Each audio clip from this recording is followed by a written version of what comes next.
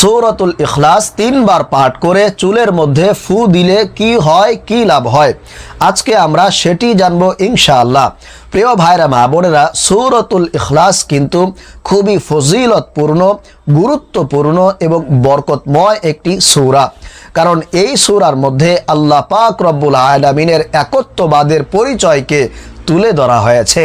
এজন্য এই সূরার আমল, এই সূরার ফজিলত অন্যান্য সকল সূরা থেকে অনেক অনেক গুণ বেশি।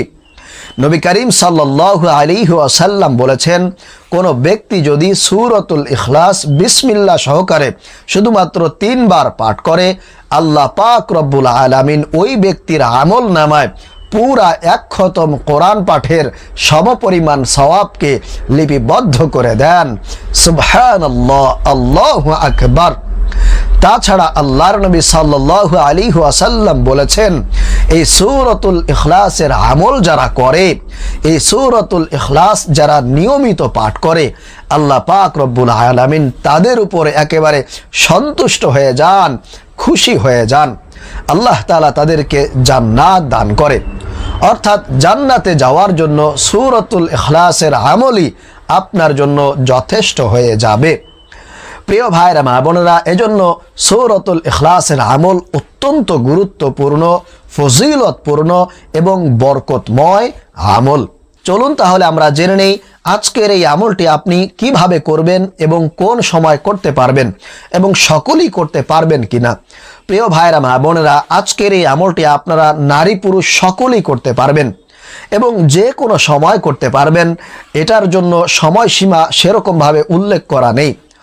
তবে সব থেকে উত্তম হবে যদি আপনি ফজরের পরে এই আমলটি করতে পারেন, তাহলে এর ফলাফল, এর রেজাল্ট আপনি সব থেকে ভালো পাবেন। প্রিয় ভাইরা মা বোনেরা, এই আমলটি করার জন্য সর্বপ্রথম আপনাকে 3 বার ইস্তিগফার পাঠ করতে হবে। যেমন আস্তাগফিরুল্লাহ রব্বি মিন কুল্লি যামবি ওয়া আতুবু ইলাইহি। এই ইস্তিগফারটি আপনি পাঠ করবেন। যদি পুরোটা না পারেন তাহলে একেবারে সব থেকে ছোট্ট ইস্তিগফার আস্তাগফিরুল্লাহ আস্তাগফিরুল্লাহ আস্তাগফিরুল্লাহ, এই ছোট্ট ইস্তিগফারটি আপনি 3 বার পাঠ করবেন। এরপরে 2 নম্বরে আপনি 3 বার নামাজের দুরুদে ইব্রাহিম পাঠ করে নেবেন। আপনারা সকলেই জানেন, এজন্য আমি আর নামাজের দুরুদটা বলছি না। এরপরে প্রিয় ভাইরা মা বোনেরা, 3 নম্বরে আপনাকে সর্বপ্রথম যে কাজটি করতে হবে, কিছু চুল আপনাকে, মাথার চুল আপনাকে সংগ্রহ করতে হবে। অর্থাৎ যাকে আপনি বশ করতে চান, যাকে আপনি বাধ্য করতে চান, যাকে আপনার আয়ত্তে আনতে চান। যেমন আপনি কাউকে ভালোবাসেন, পছন্দ করেন, অথবা আপনার প্রিয় কোনো আপন মানুষ আপনার কথা শুনছে না, আপনি তাকে বাধ্য করতে চান, বশীকরণ করতে চান, তাহলে অবশ্যই তার মাথার কিছু চুল আপনাকে সংগ্রহ করে আপনার হাতের মধ্যে, ডান হাতের মধ্যে রাখতে হবে। যদি আপনি কোনোভাবেই তার চুল সংগ্রহ করতে না পারেন, তাহলে তার নাম এবং তার মায়ের নামটা আপনি উচ্চারণ করে মুখে মুখে নিয়ে এরপরে সূরাতুল ইখলাসটা বিসমিল্লাহ সহকারে 1 বার পাঠ করে ডান হাতের মুঠের মধ্যে আপনি ফুঁক দিবেন এইভাবে। এরপর হাতটা বন্ধ করে নেবেন। প্রিয় ভাইরা মা বোনেরা, আপনি যদি চুলটা সংগ্রহ করতে পারেন তাহলে কিন্তু ভালো হবে।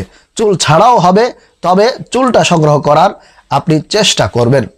তাহলে আমি আপনাদেরকে নিয়মটা দেখিয়ে দিচ্ছি কিভাবে আপনি সূরাতুল ইখলাস পাঠ করে হাতের মধ্যে থাকা চুলের মধ্যে ফুঁক দিবেন।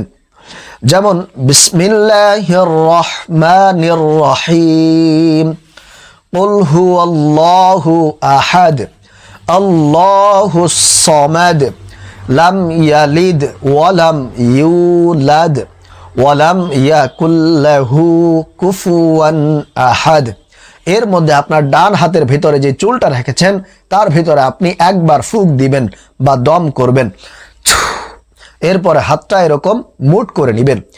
এই নিয়মে আপনি 3 বার বিসমিল্লাহ সহকারে সূরাতুল ইখলাস পাঠ করে চুলের মধ্যে ফুঁক দিবেন।